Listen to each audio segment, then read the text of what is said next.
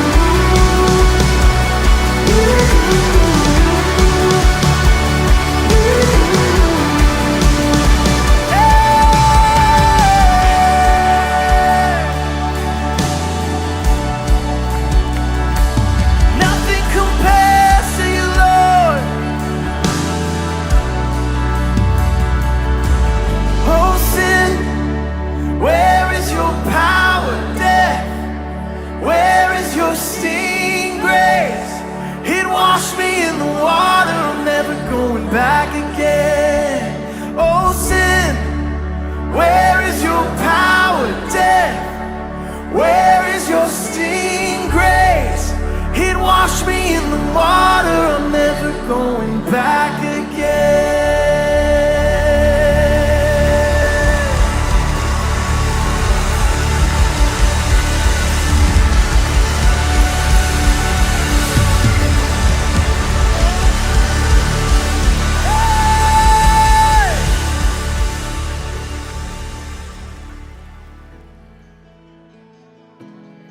Hey everybody, my name is Leslie. I'm on staff here at Bayside, and I just wanted to say thanks for joining us wherever you're watching from, whether you're in the car, on the couch with your family, wherever you're watching from, we're glad that you're here. Jump into those comments, say hi to somebody, and get ready for an amazing message. So I work on our events team and specifically on our breakaway team, which we do camps for thousands of kids in the summer. And what I've noticed, we get about 8,000 kids in the summer, and what I've noticed most is that our culture is making it really, really hard for our kids to love, live, and lead well. But today we are jumping into a message that you are going to love. We're going to talk about the 7 things straight out of the Bible in ways that you can make an impact on people that you love, whether it's your kids, your family, other people that you love. We're going to jump into that, and I am so excited because our senior founding pastor, Ray Johnston, is so passionate about this. So get excited, get ready, and let's jump into the message. For better, for worse, for richer, for poorer, in sickness and in health, to love and to cherish, until death do us part.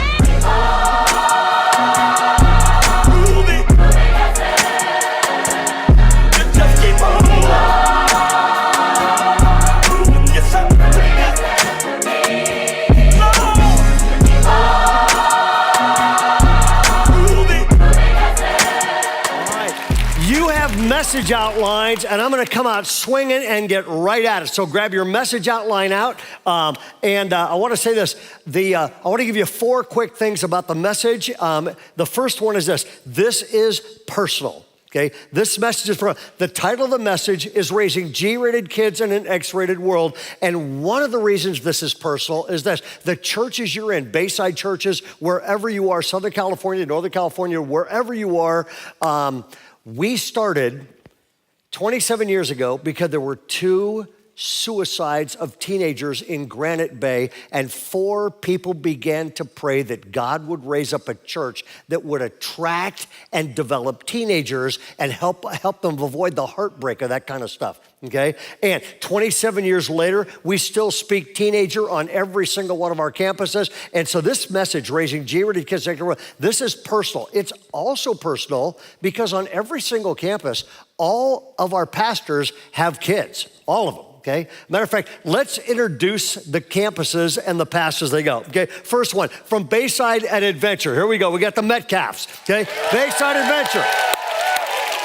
Secondly, Bayside of Orange County, the Swainies, and their 2 gorgeous little kids. Okay. Third is this, Bayside at Blue Oaks, the Kane family. And Bayside of Granite Bay's got a couple pastors of the family. First of all, Mark and Aaron Clark. And for some reason, this guy's never here. He's in spots like this. The McCourts from Granite Bay and Orange County. And also a guy that seems like he's never here, Kurt Harlow, okay? And then we thought we'd save the best for last. This guy actually pastors 2 of our campuses, and just unbelievable. Check this out. Brian, here we are. Bayside, Folsom, and Santa Rosa. Brian Hopkins. And get this, matter of fact, every campus you can apply, and they're 13 kids, okay? So this one's personal. Secondly, it is critically important. It is the theme of raising G-rated kids in an X-rated world is going to determine the future of everything. If we get this wrong, it leads to heartbreak. If we get this right, it leads to great days for you, your family, our communities, and our country. Would you agree? Okay. The third thing is this. I want to warn you. Okay, here we go. This message series, This message is going to be 7 weeks long. We've ordered lunch and dinner for you on every one of the campuses you're in. They'll be brought in. We'll bring oxygen for some of your husbands. Actually, no, what we're doing is this. This message has got so much content, you're gonna feel like taking a drink from a fire hose. However, we're gonna overview some things here today during this message. And then what's gonna happen is this. Myself and Mark Clark, Jason Kane, the whole bunch of other pastors, Kevin Thompson, we are going to shoot 14 20-minute videos to unpack everything, okay? And this is gonna be, so this message is gonna be 7 weeks long. You can sign up to get these videos.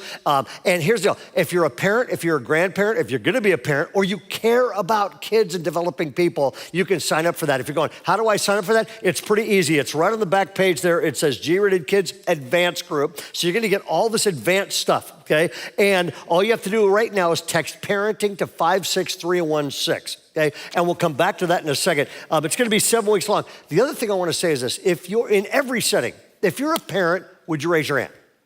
Okay, if you're a grandparent, would you raise your hand?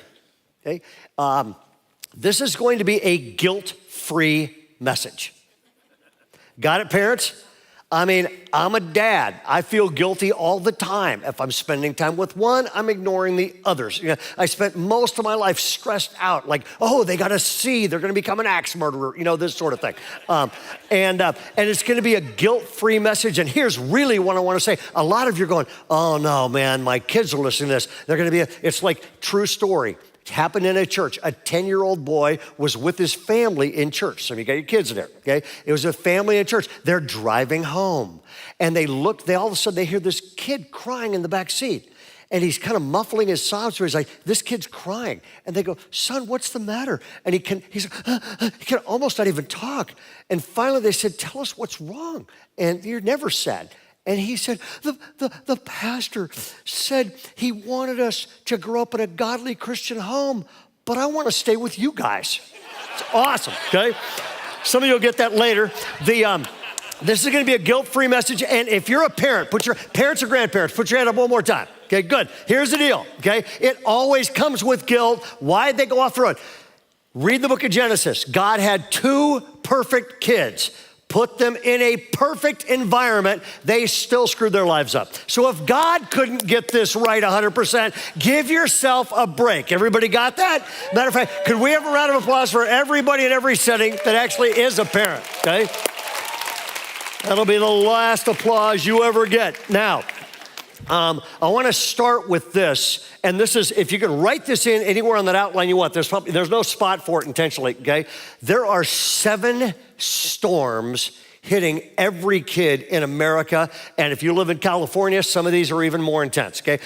There are 7. This week, myself and a couple of our pastors, Kevin Thompson and Mark Clark, are to give you the other 5. All I want to do is highlight 2 of these storms so you can understand how critically tough it is to be a parent. Number 1 is this, premature adulthood and extended adolescence, actually. Okay?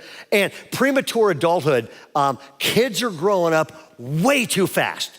They see things on the internet at age 4. They hear things in elementary school, which is crazy, at age 5 that their grandparents never imagined would have ever happened, okay? And it's all over the news these days, okay? I mean, I'm doing a lot of research. I'm writing a book on this stuff, and I'm doing a bunch of research on this. And the other day, 2 public school teachers in California, 3rd grade teachers, literally said, quote, we stalk students online. And we try to figure out if anybody has any interest in transgender or human sexuality stuff. And if they do, we pursue those students without their parents ever knowing and try to get them into a group. Which means these teachers have turned students into targets and taken the rights of parents to shape their kids' well-being away, okay? This stuff is making things harder these days. Wouldn't you agree? Okay? And the other one is, and another one happened to this, a kid, parents transgendered a kid, 5 years old, kindergarten, kid brought in 2 books, and so the teacher, to try to be helpful, I think probably well-intentioned, read the 2 transgendering books to the class. Kids were traumatized. They went home, Okay, moms were going, my daughter woke up in the middle of the night crying and screaming, afraid she was gonna wake up to become a boy. Who thinks this is a good idea to kindergarten kids? Okay, which basically means this. These things are getting thrown at kids way too early, which is why, true story, somebody told me, 2 5-year-olds were out in the backyard. One of the 5-year-olds said to the other 5-year-old, hey, the other day I found a condom on the patio. And the other 5-year-old said, what's a patio? Okay, that's how bad it has gotten. And some of you will get that later too, okay? Number 1 is premature adulthood. We will unpack this week, Kevin Thompson, Mark Clark, and I. The second one is this, cultural indoctrination. It is exactly what I taught you. Kids today have become a target, okay? And transgendering books are being put in classes and read to kids and stuff like that. And now if you're going, well, can we debate that a little bit? I would just say this. Schools, if they are going to try to shape value systems, should then let every value system have its day. So if you're gonna read books on transgendering and some kid becomes a Christian, then you need to read books on how to become a Christian in school, which we know isn't gonna happen, okay? And schools have moved from education to indoctrination. Okay? And I am writing 3 books. Myself, Kevin Thompson, a whole bunch of us are working on this stuff. We basically went, how do we strengthen parents? How do we help them? I'm writing 3 books. The first one is titled Raising G-Rated Kids in an X-Rated World. Okay?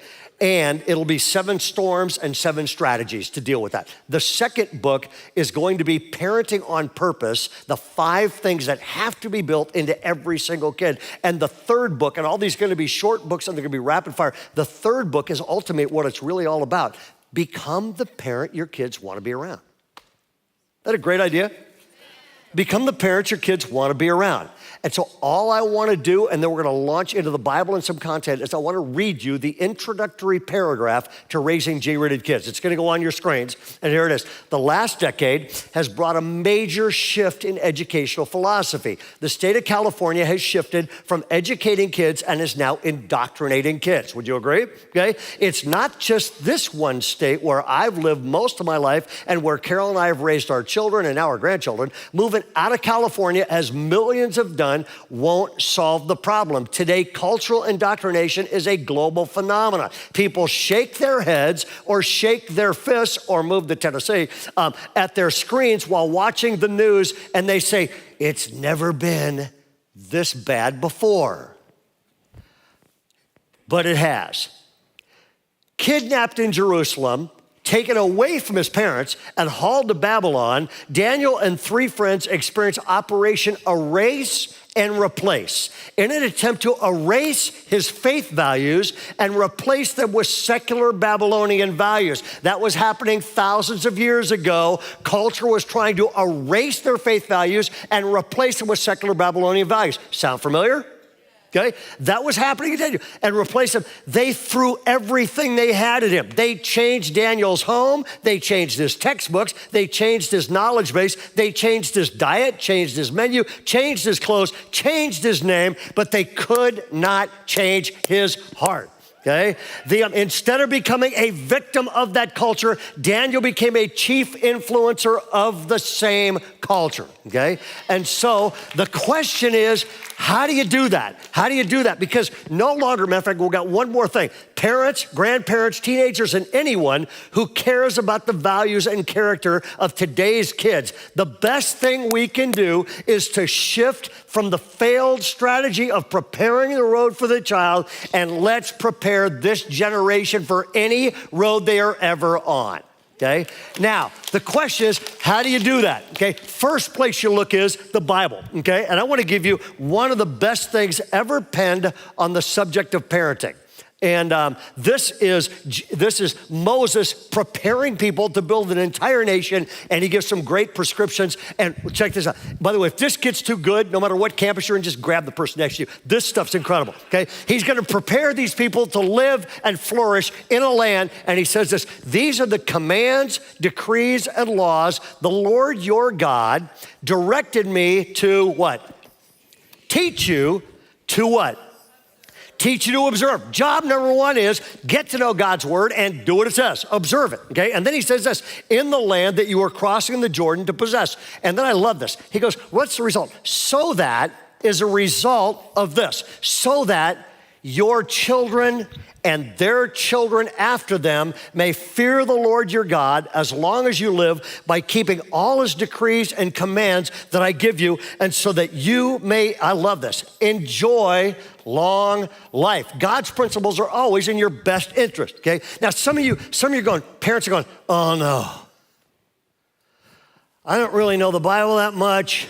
Ray's kids are probably lucky because I'll bet they had family devotionals at every dinner. Folks, I sucked at family devotionals. I shouldn't admit this. I tried family devotionals with our kids. I tried them around the table. Every time I tried one, we had 4 young kids, okay? They were all about the same age. They were all loud, rambunctious kids, and we're around the family table. And every time I tried to do a family devotional with my kids, I realized 5 minutes into the segment, I went, shut up! We're talking about the joy of the Lord. Shut up. I mean, I'm just going, this ain't working. So we were terrible at family devotions. Anybody else with me? Come on, put your hand. Anybody else with me? Or are you going, I don't know if I'm good at it or not. Never tried it, okay? Now, what's interesting about this is you're going, so how do you do this? He doesn't say, have a family devotional and bore your kids to death at dinner. Here's what he says. I love this. How do you do this?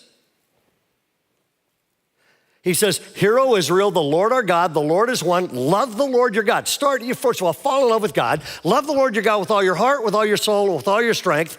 And then he goes on to say this, and here's the strategy. I love this. These commandments that I give you today are to be, number one, where? On your hearts. He goes, you want to impact your kids? Start with your heart. Then he says, those commands on your hearts. And then number two, then you impress them on your children. Well, the question is, how? Do a family devotional, boil the living ties? No, I love this. He goes, talk about them. When you sit at home, that's mealtime. And when you walk along the road, that's drive time. And when you lie down, that's bedtime. And by the way, bedtime's always the best time because no kid wants to go to bed. They'll talk at bedtime.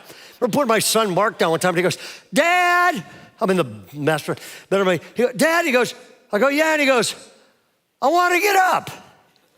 I go, stay in bed. 5 minutes later, Dad, oh yeah, and he goes, I'm thirsty. I go, no, you had some water before bed, go to sleep.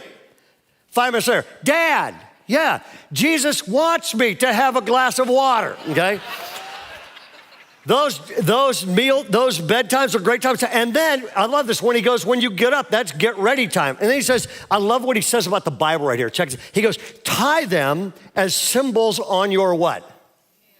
Hands, and bind them on your foreheads, okay? Here's hands represent action. Foreheads represent thinking. He is saying, man, you're gonna be in great shape when the Word of God controls your action and your thoughts. Make sense? And then he goes, write them on the door frames of your houses. He's just saying, make God's word part of your normal life. And then he goes on to say this. I love this. Whoops. In the future, I love this. When your son asks you, what's the meaning of the stipulations, decrees, and laws the Lord our God has commanded you? Tell him, son, go ask your mother.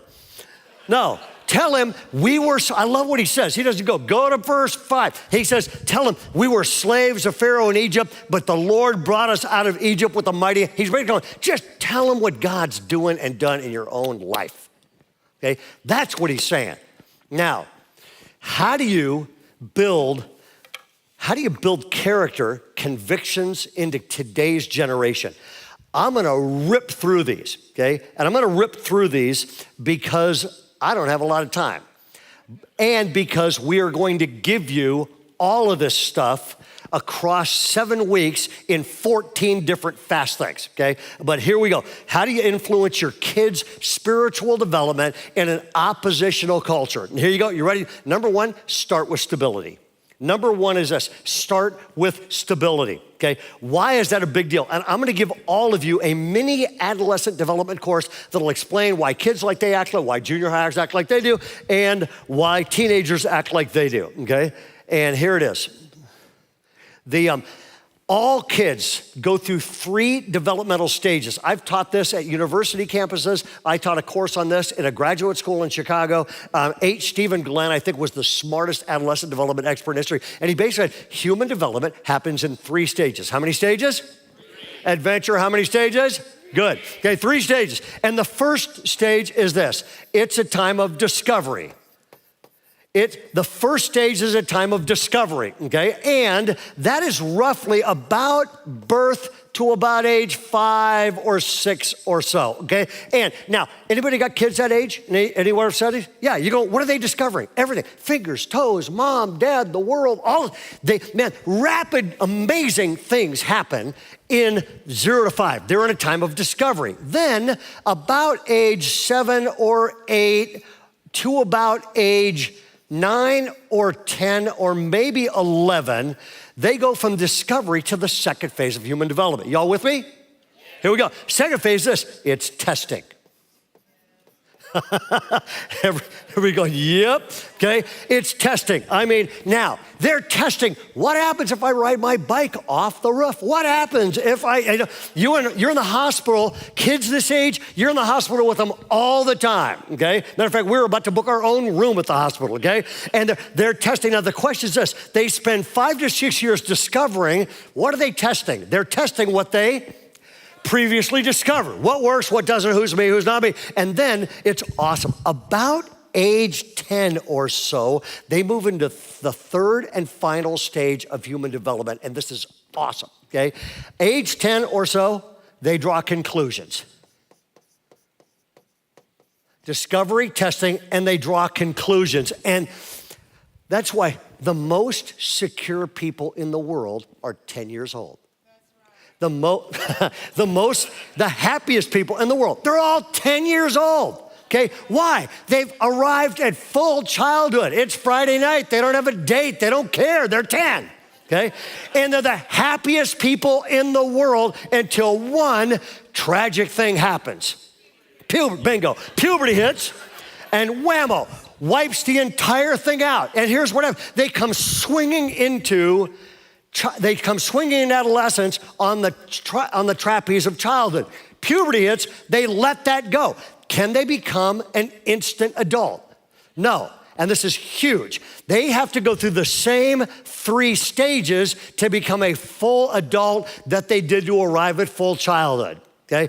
And so it goes like this: about ages 11 to 13, they go back into a time of discovery, okay? It's middle school, it's junior high. That's why they're so up, down, up, down, up, down. They're discovering. Now, do you think I'm cool? Do you think I'm cool? Do you think I'm cool?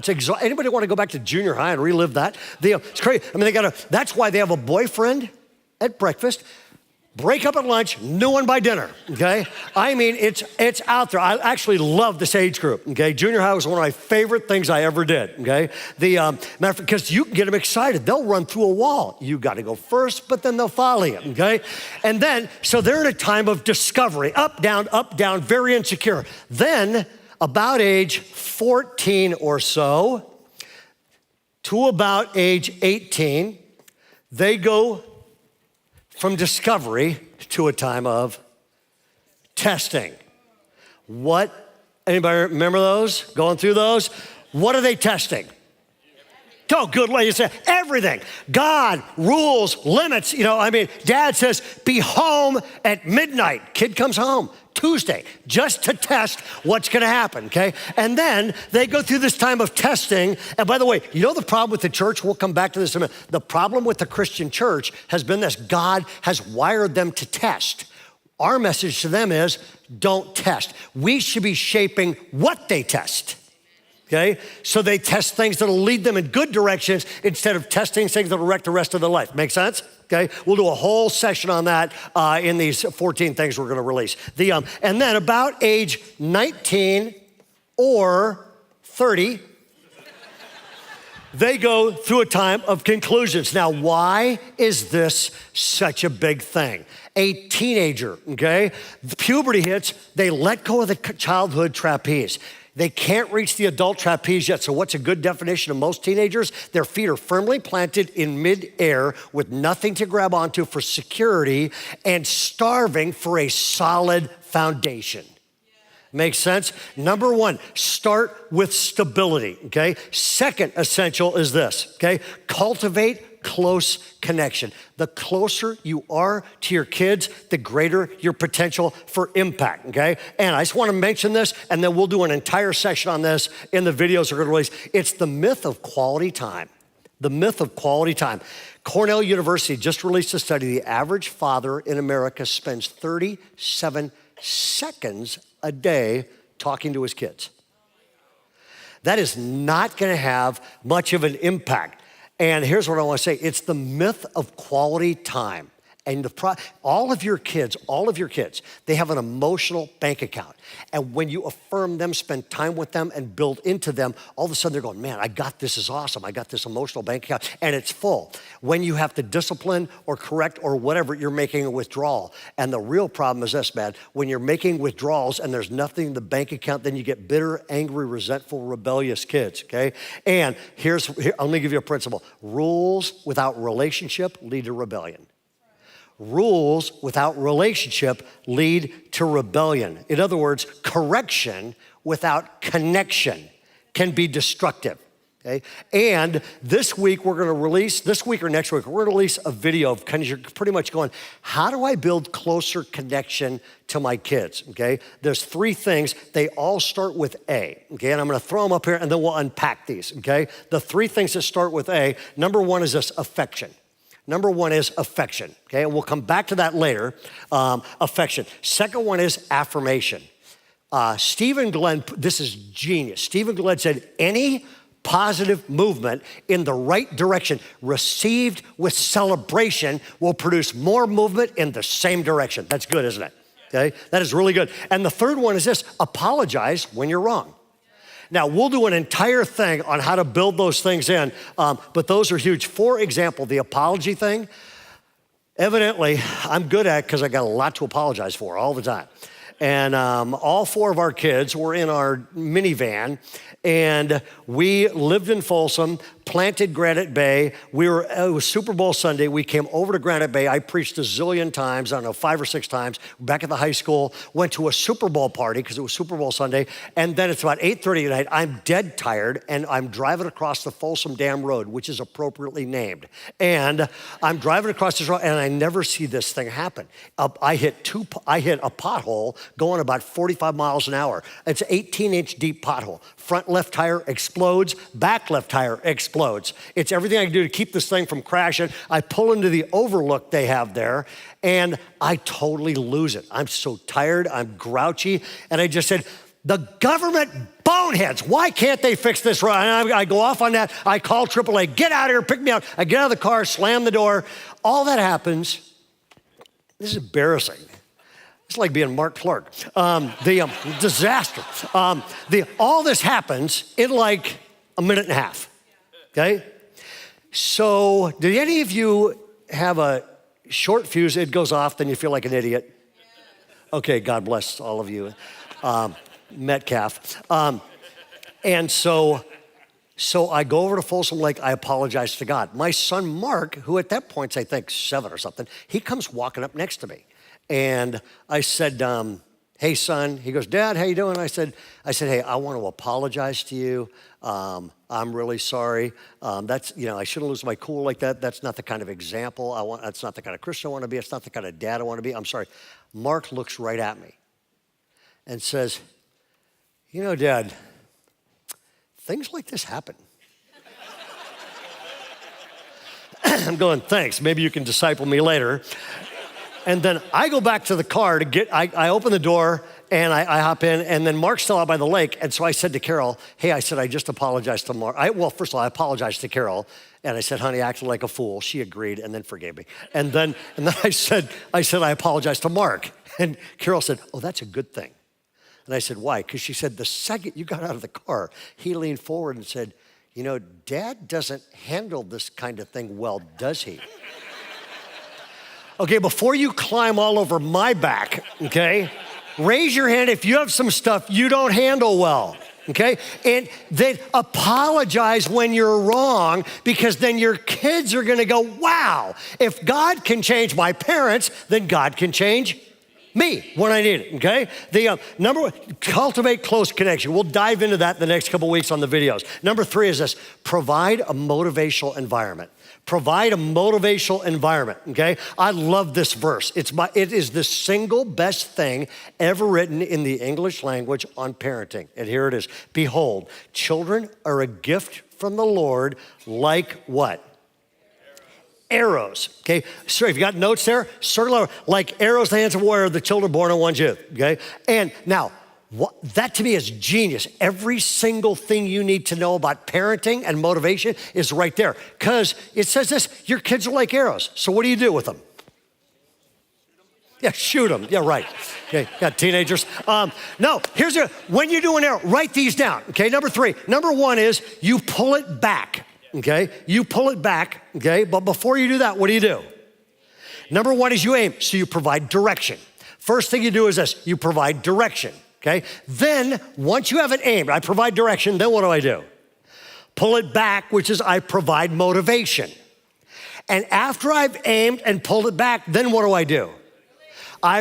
Release, okay? I release, which means that's parenting 101, okay? Number 1, I provide direction, then I provide motivation, and then I release. So why is it that so many parents are going, I provided direction, and when I let them go, they didn't go the direction I prayed and hoped they would go? Okay? And when you unpack that a little bit, most parents are great at 2 of the 3. Christian parents, almost all of them are great at what? Direction. We have a 66 book of extra directions nobody else has, okay? I mean, we're direction. And the problem is when you become a teenager, we just increase the volume of the directions, okay? And it doesn't work, okay? We're also good at release, because at some point they're leaving or you're kicking them out, one of the 2, okay? The problem is this: we're great at those 2 things. However, people are only going to go the direction that's in their best interest if they are motivated to go in that direction. Make sense? And so on your notes, and you can keep these because we will unpack these in the video, on your notes, okay, are 4 things to make sure. These are 4 motivation killers, okay? As a matter of fact, you want to write in your notes here? Happiness, full outline. I'll give them to you, and then we'll unpack them in the video. Do not lose your cool. Number 2 is do not let them intimidate you. Okay. Number 3 is do not rescue them from consequences. People have got to figure out actions have consequences, and if you rescue them from that, you produce a really bad case kid for the future. And the last one is this: do not delay living until they turn age 18. I know a lot of parents are going, oh, kids just got to be 14. She's a girl. We're gonna go into full Amish mode, okay? And I'm gonna become an on-task parent, and we are going to be as uptight and miserable as it takes so that they will be attracted to our faith and values. This just does not work, okay? We will unpack this later, because it is a really important thing, is to figure out how to become a parent that motivates kids. How do you build internal motivation into kids, okay? Number 4 is this: how do you produce healthy kids in an environment that's hard? Number 4 is this: give them heavy doses of encouragement. Give them heavy doses of encouragement. Why is that a big deal? I'm gonna put this on the screen, okay? Here are 2 circles: a negative self-image cycle and an inferiority cycle. And you will see they both spin, and they both spin down, okay? And Kevin Thompson and I are gonna do a deep dive on this in about 3 weeks, okay? And we're gonna unpack this, because here's the deal: when a kid has a low self-image and their parents don't give them heavy doses of encouragement, what happens is they become susceptible to 5 things. And here they are, okay? Peer pressure, high-risk behavior, substance abuse, sexual experimentation, and suicide all have root causes in low self-esteem. Okay? And usually that's because they haven't, we will unpack that in depth. How do you build a kid with strong self-esteem? How do you help somebody recover from that sort of thing? This is a really big deal. That'll be on thing. Everybody with me, by the way, in every one of your settings? Okay, good. I know it's like taking a drink from a fire hose. I warned you. Here we go. Number 5, okay? Parent with a plan. Parent with a plan. And this is an entire second book I'm writing. We will unpack each one of these things, but let me give it to you, okay? If you're looking at this thing, you go, and there's 5 things. These 5 things, if you're gonna raise, so all of us are going, I just wanna raise great people. What are the characteristics of a great person? These 5 things. These are what Jesus built into the disciples. This is what Paul built into Timothy. If you want to take a look at Carol and I, these are the things we have prayed for our kids for the last 3 decades. We're praying these for our grandkids now. These are the things we intentionally tried to build into our kids because it's generally better if you parent with a plan. And the first one is this, confidence, which is high self-esteem, which then drives them into good behaviors and rescues them from other things. Second one is what? Convictions, okay? Second one is convictions. Now, convictions are inner values and inner beliefs, okay? Those are values. Now, we're gonna do a whole session on how do you build values into today's generation, okay? The third one is what?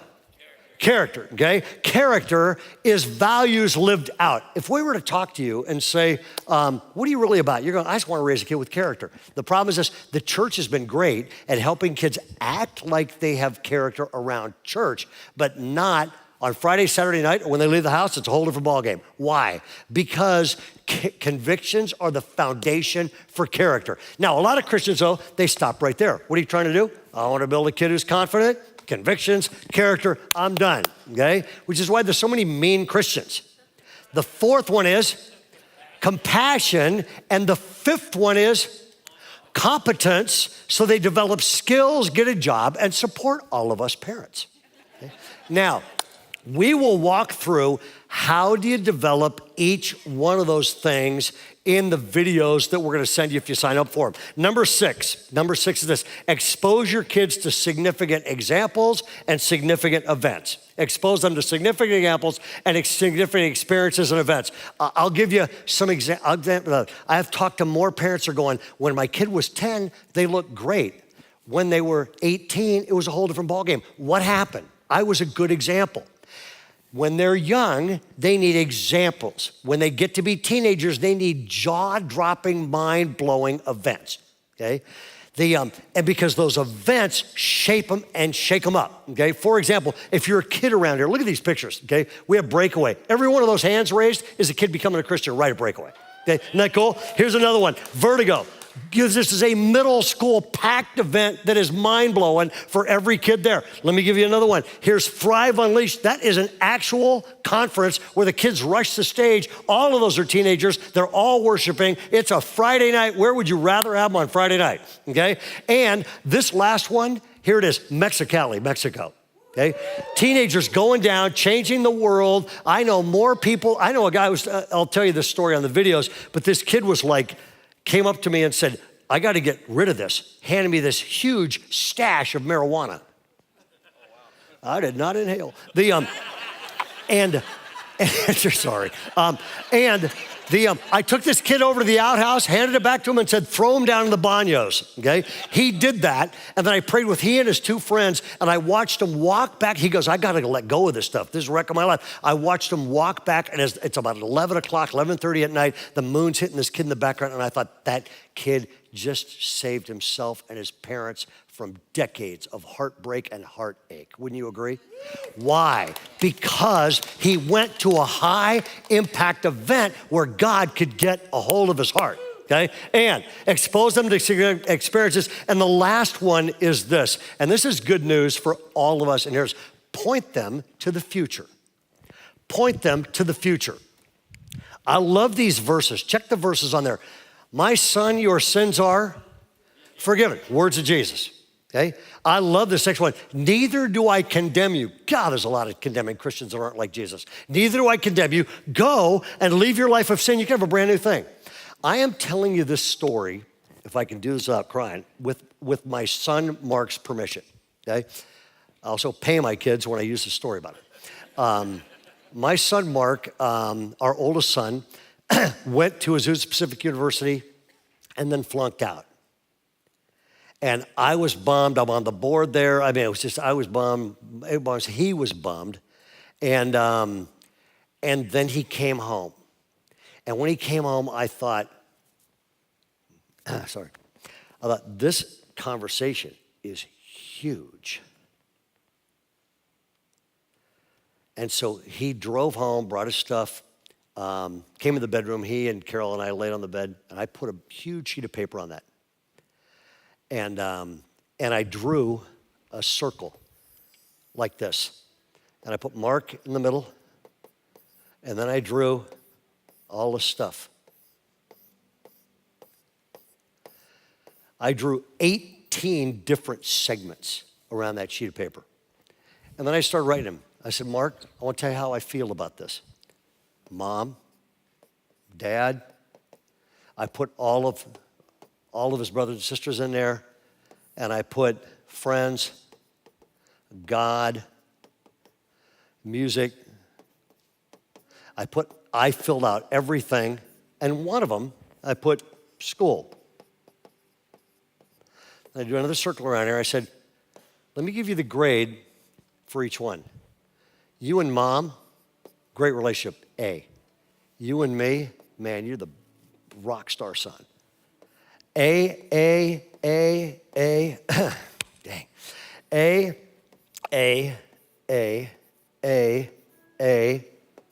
A in this, your friends are amazing. You're one of the best friends anybody's ever had. A, school. F. And I just looked at him and said,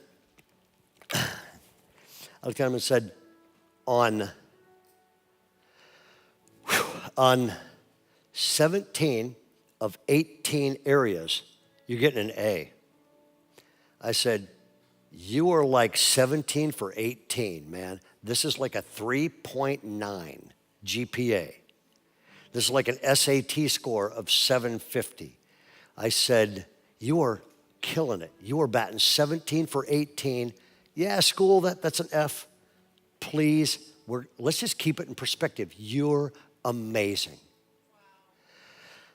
And because what I realized is this, he walked into that room and I thought, he's gonna fail occasionally, don't we all? He's gonna screw up. So do I, so do you. He's gonna screw up. If he self-identifies as a screw-up, that's fatal. So I just looked at him and said, that's not like you. But 17 of 18 of these things, I couldn't be prouder to be your dad. Now let's get on with your future, man. And he's killing it. He's married, amazing grandson, 2 jobs. This internet thing's blown up. And here's what I want to say. You're going to be failure-focused or you are going to be faith-focused. You're going to be one of the two. You are going to be a person that's failure-focused, so you're always looking back with blame or guilt. Or you're going to be a person that's faith-focused, which means you're looking forward to what God's got next. And to close this out, I just want to say this. I was raised in a home my dad was an alcoholic, rageaholic. My mom was an alcoholic. I had 2 younger sisters. My home on some nights would be so insane. Things are getting broken, thrown, screamed. It's 1:30 in the morning. My sisters would come running, screaming into my room. And when they were 7 and 8, and I would take the screen off and I would take them out and we'd be walking the streets at 1:30 in the morning, 2:30 in the morning until it was safe to get back through the window, sneak them back into their rooms. Okay? That's the home I grew up in. 140 years, everybody's divorced. Okay? And what I discovered is I became a Christian. I met Jesus at age 18. And what I want to say to you is, no matter what your background is, no matter who your parents were, no matter what your situation is, your past will never stop God from doing something incredible in your future. I will be grateful to God for Carol and I's 38 years of marriage so far. okay, for our kids and our grandkids, and you all are the best church family any pastor's ever had. And I am grateful to God. Your past will not stop God from doing something great in your future. And I want to say thank you for listening. Here's the deal. On the back of this, I'm still crying. On the back of this, take your phone out, text the word parenting to 56316 or scan that QR code. You will get advanced material. As we write this book, you'll get advanced copies of everything we do. You'll get 14 videos delivered by myself, Mark Clark, and some of our other pastors in the next 7 weeks, two a week, and we hope to equip you well. So we're gonna go back to your campus pastors. Thanks so much. We love you guys. God bless. Hey guys, Pastor Mark here, one of the senior pastors around here. So glad that you are actually part of Bayside Online. You really are part of our family. We have grown over the last couple of years online a ton, and we really do consider you as part of our church family. So what that means is make sure you subscribe and share this. It's great. But also get in a community group. Start watching the Bible study. Start being engaged. Even give. One of the ways that we can actually do online church and have this global community and even do the ministry of our campuses is by people partnering with us in the gospel, as Paul talks about in Philippians chapter 1. And that means by your resources, financially, there are people all over the world getting blessed through what we do at Bayside. And so obviously part of that is giving and using and stewarding that for the glory of God. So we're super thankful if you do that. We'd love you to start doing that, and just super thankful you're part of our church. So glad you're with us. Make sure that you let us know you're watching and part of this, because we want to get in touch with you and thank you and serve you any way we can. Anyway, thanks guys, and we will see you next week.